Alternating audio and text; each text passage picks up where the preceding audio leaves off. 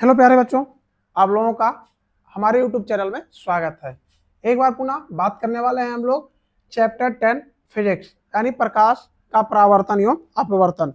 अभी तक जितने भी बच्चे थे, जो भी पुराने बच्चे थे, उन्होंने क्लास अटेंड किया है और आगे की कड़ी में हम लोग देख लेते हैं कि अब हमारे पास हम दर्पण के सूत्र से बात करने वाले हैं। पीछे हम लोगों ने जितने भी अध्याय पढ़े सब स्टेप बाय स्टेप तरीके से पढ़ाया गया है और रेगुलर आप लोगों के क्लासेस 7 PM पे साइंस के क्लासेस मिलते हैं और 8 PM पे आपको मैथ के क्लासेस मिलते हैं। इसके बाद आप लोगों का पेपर यानी बोर्ड इंपॉर्टेंट पेपर जो आपके लिए बहुत ही इंपॉर्टेंट होने वाला पेपर का सोल्यूशन कराया जाएगा। इस चैप्टर के बाद आप लोगों के पेपर का ही सोल्यूशन कराने वाले हैं हम लोग इस चैनल पे। तो 2 class back to back class 10th UP board का चल रहा है हमारे चैनल पे। एक आपका साइंस का चल रहा है, एक आपका मैथ के क्लास बैक टू बैक चल रहा है। 7 PM से आपके साइंस के क्लास चलते हैं, 8 PM पे आपके मैथ के क्लासेस चलते हैं। तो प्यारे बच्चों, आइए हम लोग समझ लेते हैं कि आज हम लोगों को पढ़ना क्या है। हम लोग बात करने वाले हैं, एक बार कलर को चेंज कर लेते हैं, रेड है, ठीक है, येलो कर लेते हैं। तो प्यारे बच्चों, बात कर लेते हैं प्रकाश परावर्तन तथा अपवर्तन।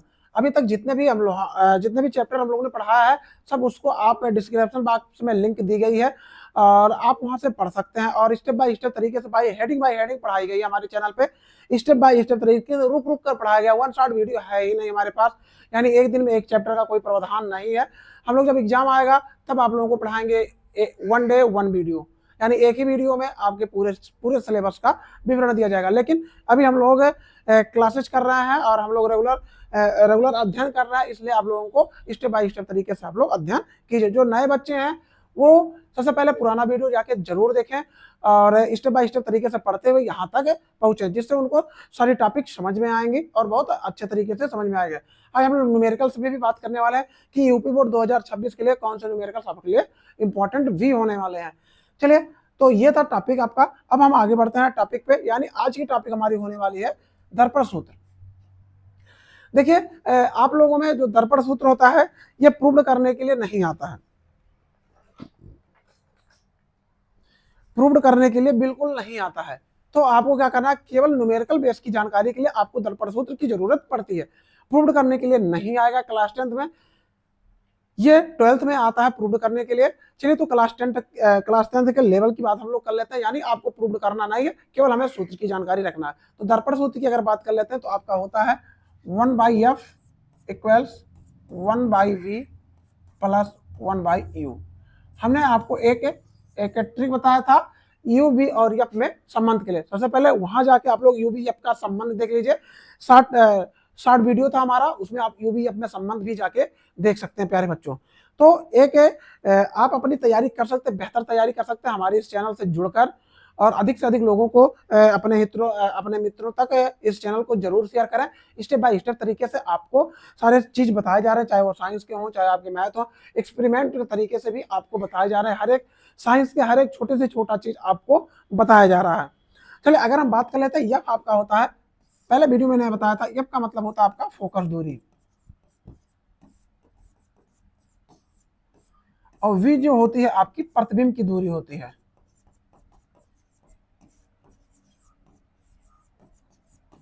यू आपका होता है वस्तु की दूरी, वस्तु की दूरी। तो ये आपको बहुत जानना जरूरी है, और आप अगर नए हैं तो जाके पिछला वीडियो जरूर देखें प्यारे बच्चों, तब आपको स्टेप बाय स्टेप तरीके से आपको समझ में आएगा। और यूवी अब में संबंध की अगर बात कर लेते हैं, चाहे आपका उत्तल दर्पण हो, चाहे आपका अवतल दर्पण हो, चाहे उत्तल लेंस हो, चाहे अवतल लेंस हो, हमारा शॉर्ट वीडियो जाके जरूर देखें, वहां आपको संबंध के बारे में बहुत अच्छी जानकारी दी गई है। आइए हम इसके न्यूमेरिकल इस पे न्यूमेरिकल को देख लेते हैं कि कौन से न्यूमेरिकल हमारे 2026 के लिए बहुत ही इंपॉर्टेंट होने वाले हैं। चलिए आइए देखते हैं न्यूमेरिकल्स को। नहीं, उससे पहले न्यूमेरिकल से पहले रेखीय आवर्धन है प्यारे बच्चों, तो न्यूमेरिकल अभी बाद में देख लेते हैं। रेखीय आवर्धन को हम लोग देखते हैं। रेखीय आवर्धन क्या होता है?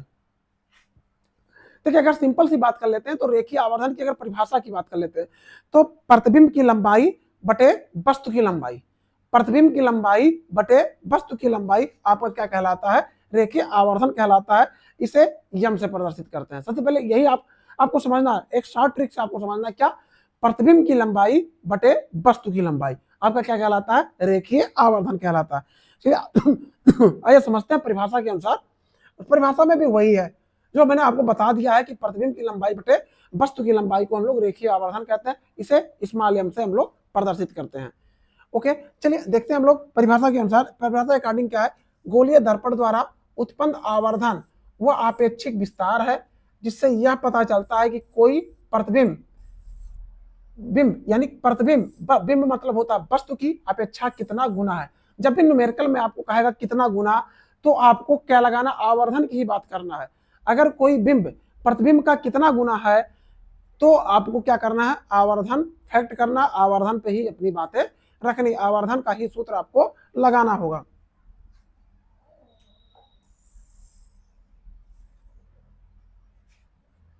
अगर परिभाषा की बात कर लेते हैं, ध्यान दीजिएगा, यहां आपका परिभाषा है, एक मिनट थोड़ा सा जूम कर लेते हैं।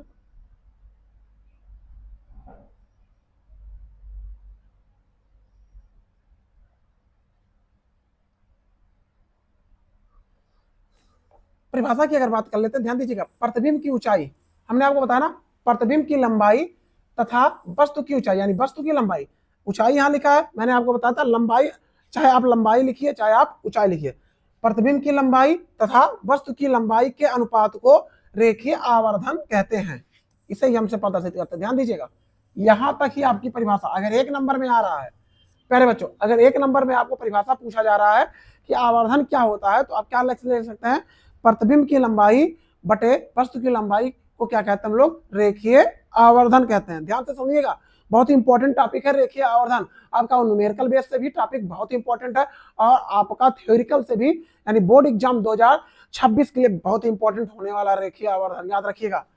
अब ध्यान दीजिएगा, जबकि दोनों ऊंचाइयां, यानी दोनों लंबाइयां या ऊंचाइयां मुख अक्ष के लंबवत नापी गई हो, क्योंकि मुख अक्ष के ऊपर की दूरियां, ध्यान दीजिएगा, जब हमारा मुख अक्ष होता है तो मुख अक्ष के ऊपर की दूरियां क्या होती है, धनात्मक ली जाती हैं, और मुख अक्ष के नीचे की दूरियां ऋणात्मक ली जाती है। जैसे मान लीजिए यही हमारा, ये हमारा मुख अक्ष हो गया, ये हमारा मुख अक्ष हो गया, तो मुख अक्ष के ऊपर यानी जितना भी रहेगा दूरियां सब धनात्मक रहेंगी, और नीचे की दूरी हमारा क्या रहेगा, ऋणात्मक रहेगा। याद रखिएगा इस चीज को, मुख अक्ष के ऊपर जितनी भी हमारी दूरियां रहेंगी, ऊंचाइयां रहेंगी, ये हमारी क्या होंगी, ऊपर, अगर है मुख अक्ष के ऊपर है तो ये हमारा धनात्मक रहेगा, अगर मुख अक्ष के नीचे है तो ये हमारा ऋणात्मक रहेगा। इस बात पे आप लोग बिल्कुल एकदम बिल्कुल 100% ध्यान दीजिएगा, कहाँ धनात्मक है हमारा, कहाँ हमारा ऋणात्मक होने वाला है। यही बातें इस परिभाषा में भी लिखी गई है कि मुख अक्ष के ऊपर दूरियां धनात्मक तथा नीचे की दूरियां ऋणात्मक ले जाती है, अतः सीधे के लिए आभासी प्रतिबिंबों के लिए आवर्धन धनात्मक, यानी आभासी आभासी प्रतिबिंब, अतः सीधे या आभासी प्रतिबिंबों के लिए आवर्धन क्या होगा, धनात्मक होगा। ध्यान दीजिएगा, तथा उल्टे वास्तविक प्रतिबिंबों के लिए आवर्धन क्या होगा, ऋणात्मक होगा। इसे स्मॉल m से प्रदर्शित करते हैं।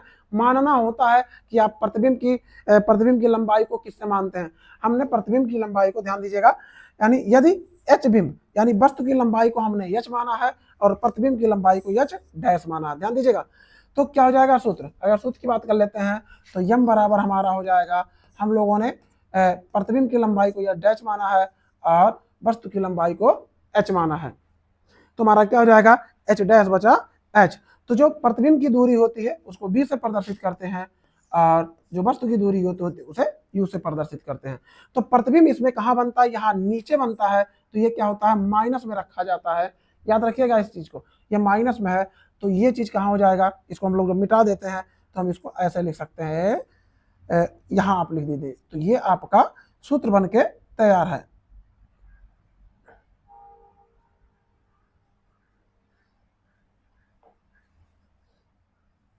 ये आपका सूत्र बन के एकदम रेडी है प्यारे बच्चों। m बराबर, ये जो h हमने माना है, h ये प्रतिबिंब की लंबाई है, ध्यान दीजिएगा, प्रतिबिंब की लंबाई है, आप ऊंचाई मानिए या लंबाई मानिए कोई दिक्कत नहीं है इससे, और ये वस्तु की लंबाई है। सूत्र क्या हो जाएगा, -b/u के, तो ये आवर्धन का सूत्र है। इससे आपके न्यूमेरिकल्स लगाने में बहुत ही आसानी होगा। और एक बार पुनः आवर्धन की अगर बात कर लेते हैं तो प्रतिबिंब की लंबाई बटे वस्तु की लंबाई आपका आवर्धन कहलाता है, इसे m से प्रदर्शित करते हैं। याद रखिएगा इस चीज को। अभी हम लोग दर्पण पढ़ रहे हैं, दर्पण के बाद हम लोग जब लेंस में जाएंगे तब भी वहां हम लोगों को आवर्धन पढ़ना है, परिभाषा सेम है, बस थोड़ा सा अंतर है, थोड़ा सा अंतर है, याद रखिएगा। चलिए, एक न्यूमेरिकल है आपके सामने, कलर को हम चेंज कर लेते हैं। तो ब्लैक है तो इस पे सफेद बेस्ट रहेगा। चलिए, एक न्यूमेरिकल है आपका, ध्यान दीजिएगा। एक उत्तल दर्पण की फोकस दूरी 50 सेंटीमीटर है, इसकी वक्रता त्रिज्या ज्ञात कीजिए। एक उत्तल दर्पण की फोकस दूरी 50 सेंटीमीटर है, तो इसकी वक्रता त्रिज्या आपको ज्ञात करना। सबसे पहले चिन्ह परिपाटी का यहाँ विशेष तौर पर आपको ध्यान देना है। चिन्ह परिपाटी आपके लिए विशेष होने वाला है। यहाँ देखियो क्या दिया है, एक उत्तल दर्पण, उत्तल दर्पण के लिए फोकस दूरी 50 सेंटीमीटर दी गई है। तो उत्तल दर्पण में यह आपका धनात्मक रहता है कि आपका ऋणात्मक रहता है, ये आपको समझना पड़ेगा। तो मैंने आपसे पहले बताया था, मेरा जाके शॉर्ट वीडियो देखो और यूबीएफ संबंध गायब कर दो। यूबीएफ में संबंध जो है हमारा, आप वहां से आप देख सकते हैं कि शॉर्ट ट्रिक से मैंने यूबीएफ संबंध में, यूबीएफ में चिन्ह परिपाटी को बाकायदे से आपको बताया है। तो यफ, यहाँ अगर यफ की बात कर लेते हैं तो यफ हमारा क्या होता है, धनात्मक होता है 50 सेंटीमीटर। हमें वक्रता त्रिज्या ज्ञात करना यानी आर ज्ञात करना है। ध्यान दीजिएगा, आर ज्ञात करना है। तो अगर हम आर के सूत्र की बात कर लेते हैं तो आर बराबर क्या होता है, 2f होता है। आर बराबर हमारा होता है 2f के। ध्यान दीजिएगा, आर बराबर हमारा होता है 2f के। तो बस जाहिर सी बात है, 2 का मल्टीप्लाई कर दो, आर ज्ञात करना, आर इंटू 2 इंटू 50, तो आपका हो गया आर बराबर 100 सेंटीमीटर। ये आपका आंसर हो गया। उम्मीद करते हैं आप लोगों को समझ में भी आ रहा होगा, और बहुत ही आसान वे में ये आपके न्यूमेरिकल्स जो पूछे जाते हैं, बहुत पिछले बार आप लोग उठा के देख लीजिएगा, 2025 का पेपर, साइंस का पेपर, यूपी बोर्ड साइंस का पेपर आप लोग देख लेंगे, तो जो न्यूमेरिकल बेस्ड थे बहुत आसान थे। अगर न्यूमेरिकल आपका तैयार है, हम लोग प्रैक्टिस करेंगे बहुत सारे न्यूमेरिकल्स का, जो इस बार के बोर्ड में आपका 70 में 70 एकदम परफेक्ट रहे, इसमें कोई दो राय नहीं। बहुविकल्पीय प्रश्नों बहुत ही इंपॉर्टेंट होते हैं। इसके बाद हम लोग पेपर पे ही आएंगे, कॉन्सेप्ट बोर्ड वाला ही पेपर आपके लिए लेकर आएंगे। हम लोग सारे सब्जेक्ट का पेपर लेकर आएंगे, हिंदी से लेकर ड्राइंग तक आपके सारे सब्जेक्ट के पेपर हम लोग जल्द से जल्द आपके इस चैनल पे आने वाला है। दो पेपर हम लोगों ने कराया, 3 पेपर हम लोगों ने कराया। एक आपका गृह विज्ञान का हो चुका है, एक आपका मैथ का हो चुका है, एक आपका साइंस का पेपर हो चुका है, याद रखिएगा आप लोग। और जो बच्चे नए हैं वो जरूर पिछला वीडियो जाके देखें। चलिए अगला देख लेते हैं। एक और न्यूमेरिकल है, यहां भी उत्तल दर्पण है। उत्तल दर्पण से 40 सेंटीमीटर दूरी रखी वस्तु की दूरी है। तो वस्तु की दूरी को हम लोग किससे प्रदर्शित करते हैं, यू से प्रदर्शित करते हैं, याद रखिएगा। तो यू बराबर 40 सेंटीमीटर। अभी हम प्लस माइनस वाला देखते हैं। वस्तु प्रतिबिंब 10 सेंटीमीटर दूरी पर बनता है। इसका जो प्रतिबिंब की दूरी है, प्रतिबिंब की दूरी कहां है, वी को प्रतिबिंब की दूरी मानते हैं, वी बराबर 10 सेंटीमीटर। उत्तल दर्पण की फोकस दूरी यह ज्ञात करना है, बहुत आसान है। अभी हमने दर्पण इसमें आपको संबंध बताया था, 1/v प्लस 1/u बराबर 1/f के होता है। बस इसमें थोड़ा सा चिन्ह परिपाटी देखना है, उत्तल दर्पण है, क्या माइनस में रहेगा क्या प्लस में रहेगा। तो आपका u यहाँ आपका माइनस में होने वाला है और आपका v आपका प्लस में रहेगा। ध्यान दीजिएगा, u माइनस में रहता है और v आपका यहाँ प्लस में होने वाला है। चलिए, तो जो सूत्र हमारा होता है 1/f बराबर 1/u प्लस 1/v के। चलिए, तो 1/f 1/u माने माइनस 1/40 प्लस 1/v माने 1/10। 40 और 10 का एलसीएम ले लीजिए।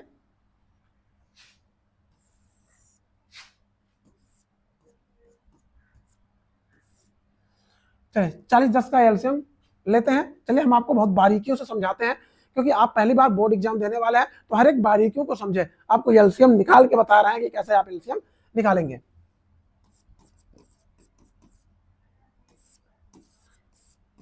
ध्यान से समझिएगा।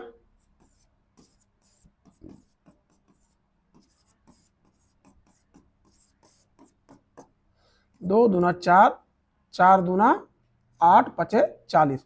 आपका एलसीएम क्या हो जाएगा, 40।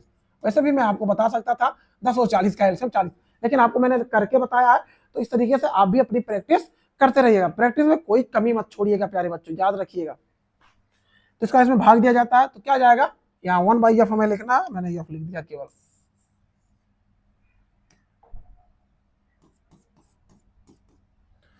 तो हो जाएगा 40 -1 प्लस 4।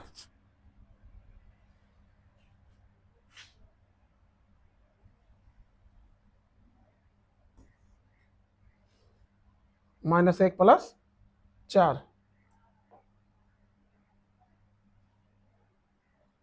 एक मिनट, -1 + 4, तो क्या हो जाएगा, प्लस की वैल्यू अधिक है तो क्या हो जाएगा, ये प्लस में आ जाएगा 3/40, यानी क्या हो जाएगा, f बराबर 40/3। अब 3 का हम लोग को क्या करना है, 40 में भाग देना है। तो 3 में अगर 40 का 3 में आप लोग भाग देंगे तो 3 3 का 3, 13 × 39, 13 × 39 यानी 13.3 लगभग आपका आ जाएगा। तो हम लिख सकते हैं 13.33 सेंटीमीटर, f बराबर 13.33 सेंटीमीटर, ये आपका आंसर है। बहुत ही इंपॉर्टेंट, ये सब जितने भी न्यूमेरिकल मैंने बताया था, अभी आपको समझाने के लिए न्यूमेरिकल स्केल बताए जा रहे हैं, और जो यूपी बोर्ड हम लोग पेपर सॉल्व कराएंगे तो वहां से आपको न्यूमेरिकल बेस मिलने वाला है। और 2025 का अगर आप लोग पेपर उठाओ प्यारे बच्चों, अभी देखो आपको न्यूमेरिकल फिजिक्स में मिलने वाला है। 2025 में न्यूमेरिकल ही आया था। चलिए हम आगे देखते हैं। उम्मीद करते हैं आप लोगों को समझ में आ रहा होगा। और बैक टू बैक आप 2 क्लास हमारे चैनल पे अटेंड कर सकते हैं। इसके बाद भी क्लासेस बढ़ने वाले हैं, इंग्लिश के क्लासेस आने वाले, बहुत जल्द आने वाले हैं इंग्लिश के क्लासेस प्यारे बच्चों। चलिए अगला टॉपिक देखते हैं। अगला एक न्यूमेरिकल है आपका, फिर से पुनः न्यूमेरिकल है। जितने भी न्यूमेरिकल आपको बताए जा रहे हैं सब 2026 इंपॉर्टेंट है। जितने भी न्यूमेरिकल हैं याद रखिएगा, जितने भी आपके न्यूमेरिकल बताए जा रहे हैं सब 2026 इंपॉर्टेंट है, याद रखिएगा। चलिए, एक उत्तल दर्पण से 40 सेंटीमीटर दूर रखी वस्तु, एक उत्तल दर्पण से कहा 40 सेंटीमीटर दूर रखी वस्तु का प्रतिबिंब, यानी u बराबर 40 सेंटीमीटर, माइनस में होगा ये। प्रतिबिंब वस्तु की लंबाई का 1/3 बनाता है। वस्तु की लंबाई का क्या बनाता है, 1/3, यानी हमने आपको बताया था वस्तु की लंबाई का 1/3 बनाएगा। क्या दिया है, आवर्धन दिया है, m बराबर 1/3 दिया है, m बराबर 1/3 दिया। क्या दिया निकालना हमें, दर्पण की फोकस दूरी ज्ञात करना है, यानी हमें क्या निकालना है, यफ निकालना है, यफ फोकस दूरी ज्ञात करना है, यानी यफ ज्ञात करना है। ध्यान दीजिएगा आप लोग। और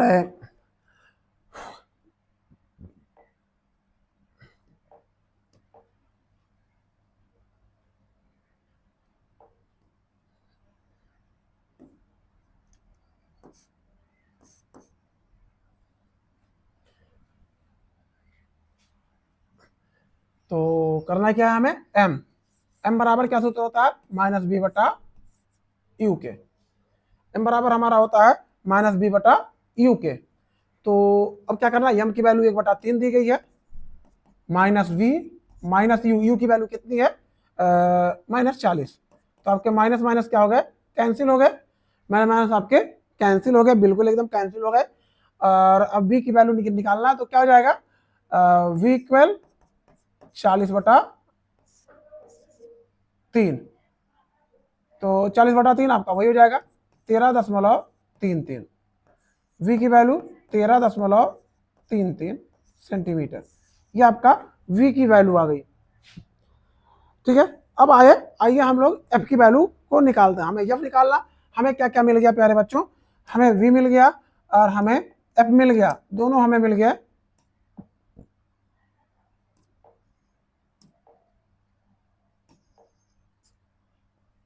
देखिए यहाँ u हमें मिल गया और यहाँ हमें v मिल गया। अब हमें f निकालने में आसानी हो जाएगी, तो यहाँ f निकाल के समझ लेते हैं कैसे हम लोग f निकालेंगे। 1/f बराबर 1/v प्लस 1/u के, 1/f बराबर v की वैल्यू, यानी हम लोग दशमलव में कर दिए, थोड़ा सा हम लोग दशमलव हटा लेते हैं, दशमलव में नहीं करते हैं हम लोग।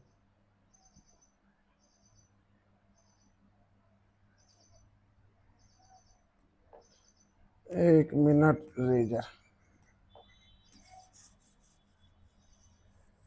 थोड़ा सा हम लोग दशमलव में नहीं करते हैं।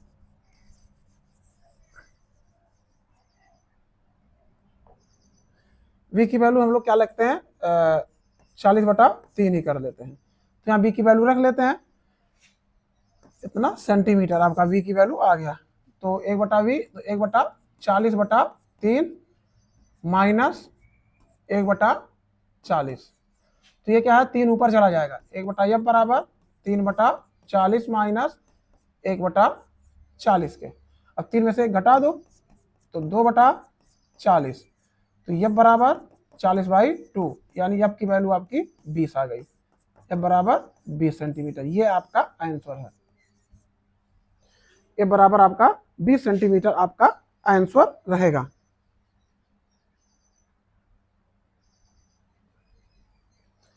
उम्मीद करते हैं समझ में भी आ रहा होगा। ये न्यूमेरिकल 2026 के लिए बहुत ही इंपॉर्टेंट है, याद रखिएगा। इसका आप स्क्रीनशॉट भी ले सकते हैं प्यारे बच्चों। मैं हट जा रहा हूं, आप लोग इसका स्क्रीनशॉट भी ले लीजिए।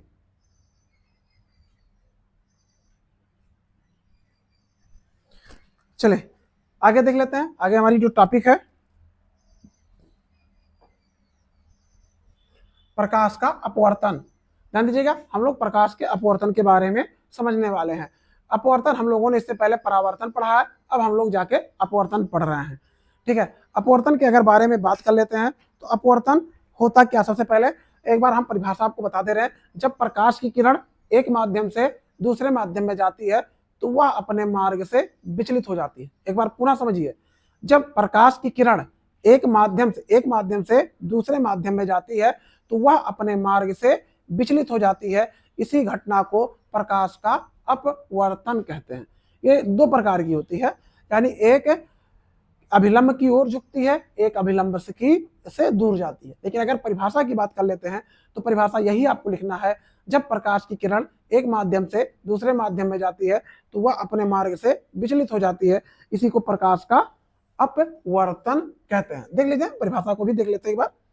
परिभाषा हमारा है, जब प्रकाश की कोई किरण एक पारदर्शी माध्यम से दूसरे पारदर्शी माध्यम में जाती है तो वह अपने मार्ग से विचलित हो जाती है। इसे प्रकाश का अपवर्तन कहते हैं। प्रकाश का अपवर्तन सिर्फ पारदर्शी पदार्थों से होता है, जैसे शीशा, वायु और जल। तीन ही माध्यम होते हैं हमारे पास। वायु को हम लोग वायु को ए से प्रदर्शित करते हैं, शीशा को यानी ग्लास को जी से प्रदर्शित करते हैं, और क्या है, जल को डब्ल्यू से प्रदर्शित करते हैं। ये हमारा प्रदर्शन होता है।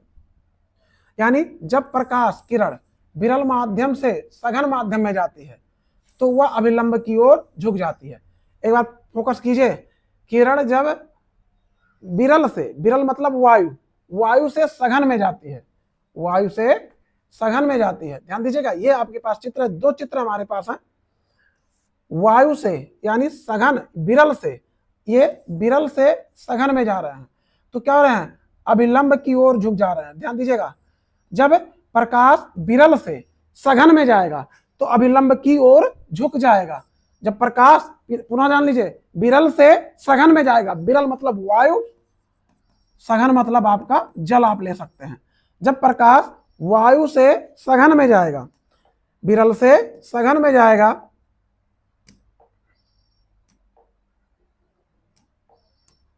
जब सघन में जाएगा तो क्या हो जाएगा, अभिलंब की ओर झुक जाएगा। जब इसके विपरीत कर देंगे, सघन से विरल में जाएगा तो अभिलंब से दूर चला जाएगा। ध्यान दीजिएगा, अभिलंब से आपका दूर जा रहा है। वहां देख लीजिए चित्र,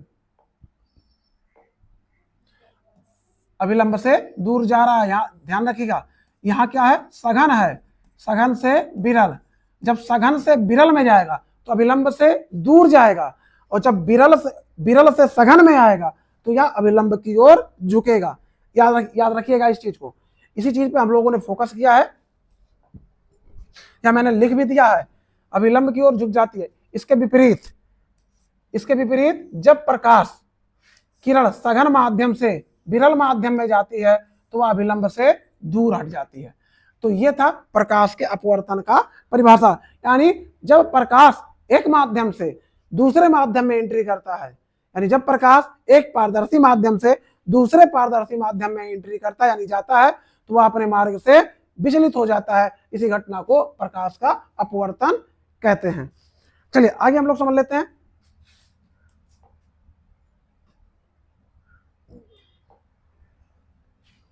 प्रकाश आखिर का अपवर्तन के क्या कारण होते हैं, प्रकाश के अपवर्तन के क्या कारण बनते हैं।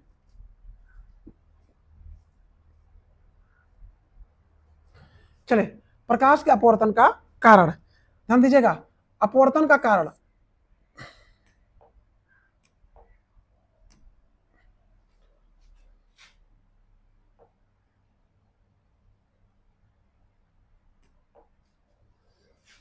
अपवर्तन का कारण भिन्न भिन्न माध्यमों में प्रकाश की चाल का भिन्न भिन्न होना। अपवर्तन क्यों होता है?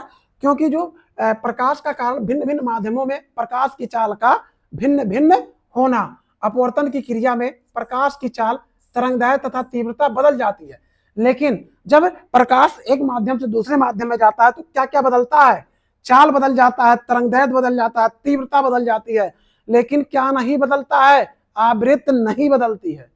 एक आप याद रखिएगा, प्रकाश जब एक माध्यम से दूसरे माध्यम में जाता है तो केवल और केवल आवृत्ति ही नहीं बदलती है, बाकी सब बदल जाता है, चाल बदल जाता है, तरंगदैर्घ्य बदल जाता है, तीव्रता बदल जाती है। क्या नहीं बदलता है? आवृत्ति नहीं बदलती है।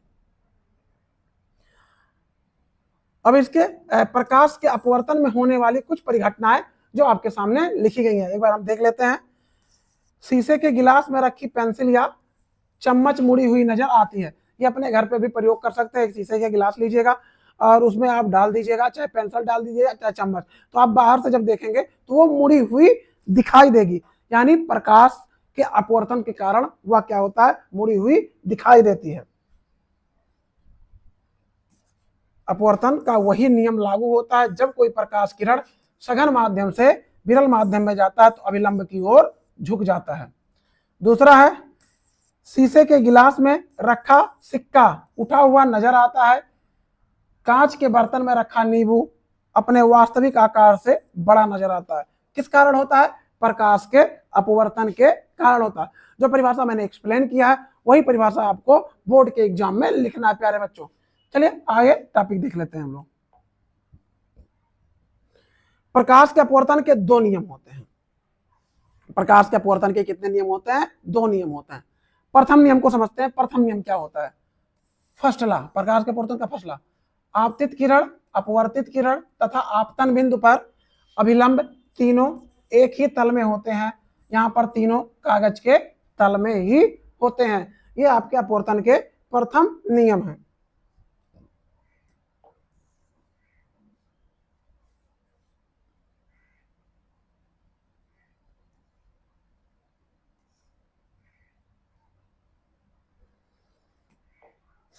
द्वितीय नियम की अगर हम बात कर लेते हैं, किन्हीं दो माध्यमों के लिए तथा एक ही रंग के प्रकाश के लिए आपतन कोण की ज्या, ज्या मतलब साइन, तथा अपवर्तन कोण की ज्या का अनुपात एक नियतांक होता है।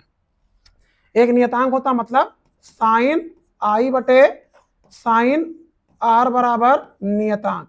यह नियतांक को बोलते क्या है? ध्यान दीजिएगा, इस नियतांक को आपको समझना है। ये होता क्या है? इस नियतांक को समझते क्या है ये समझिए सबसे पहले। और इस नियम को क्या कहते हैं? स्नेल का नियम कहते हैं।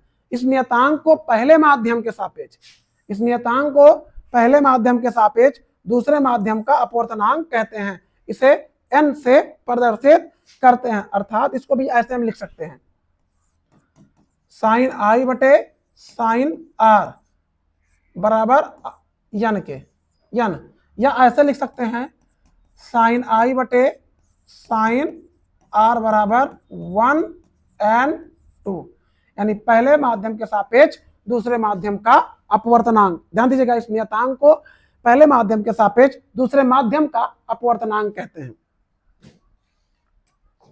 तो ये थी आपकी टॉपिक, परावर्तन के अपवर्तन के दो नियम होते हैं। एक नियम आपका होता है स्नेल का नियम, और दूसरा होता है, यानी ये दूसरा नियम होता है स्नेल का नियम, और प्रथम नियम होता है आपतित किरण, अपवर्तित किरण तथा आपतन बिंदु। तीनों कहाँ होते हैं? अभिलंब तीनों एक ही तल में होते हैं।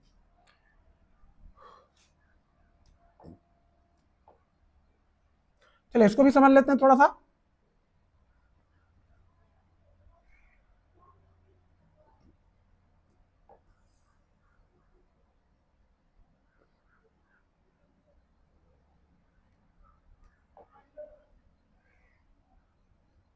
जो हमारा अभी तक हमने पढ़ा है, हम लोगों ने पढ़ा है साइन आई बटे साइन आर बराबर 1n2।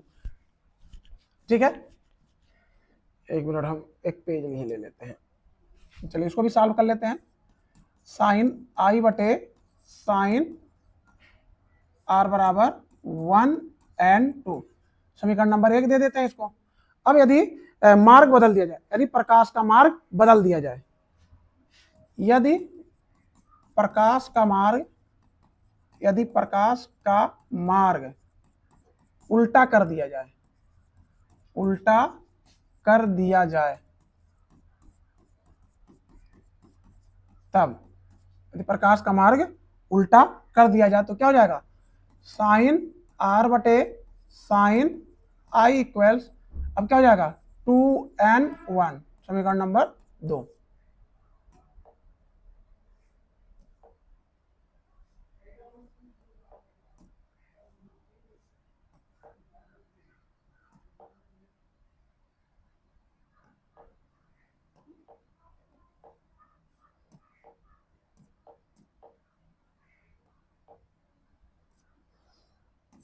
समीकरण 1 और 2 से गुणा करने पर, चलिए गुणा कर देते हैं, ध्यान से समझिएगा आप लोग। समीकरण 1 और 2 से हम मल्टीप्लाई करते हैं, समीकरण 1 हमारा यहाँ है, तो साइन आई बटे साइन आर गुणे साइन आर बटे साइन आई, क्या हो जाएगा 1n2 गुणे 2n1 के, ठीक है।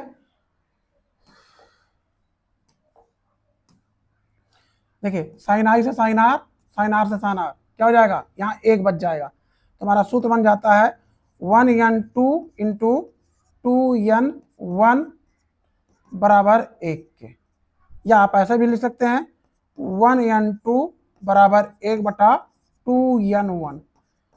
इस सूत्र से आपके न्यूमेरिकल बेस तैयार हो सकते हैं। अगर एक को हम y मान लेते हैं, 2 को ठोस मान लेते हैं, 3 को हम कुछ भी, यानी कहने का मतलब हमारे कुछ भी आप मानिए, 1 2 3, यानी जिसको आपको मानना है आप उसको आप मान सकते हैं, ध्यान दीजिएगा। तो ये वाला जो हमने बताया है ये आपके न्यूमेरिकल बेस के लिए बहुत इंपॉर्टेंट है, यहीं से आपके न्यूमेरिकल की तैयारी आप कर सकते हैं, यहाँ से न्यूमेरिकल आपके लगेंगे, याद रखिएगा। एक को अगर हम वायु मान लेते हैं, 2 को कांच मान लेते हैं, 3 को अगर हम जल मान लेते हैं, एक को वायु मान लेते हैं, 2 को कांच मान लेते हैं और 3 को अगर हम जल मान लेते हैं तो क्या हो जाएगा, यानी एक को वायु An2 लिखना है, यानी ऐसे लिखना है, ध्यान दीजिएगा, 1 मिनट पीछे का लगते हैं, 1n2 लिखना है ना, तो क्या लिख देंगे हम ANG गुणे GNW गुणे WNG बराबर 1, ऐसे भी हम लिख सकते हैं। ओके प्यारे बच्चों,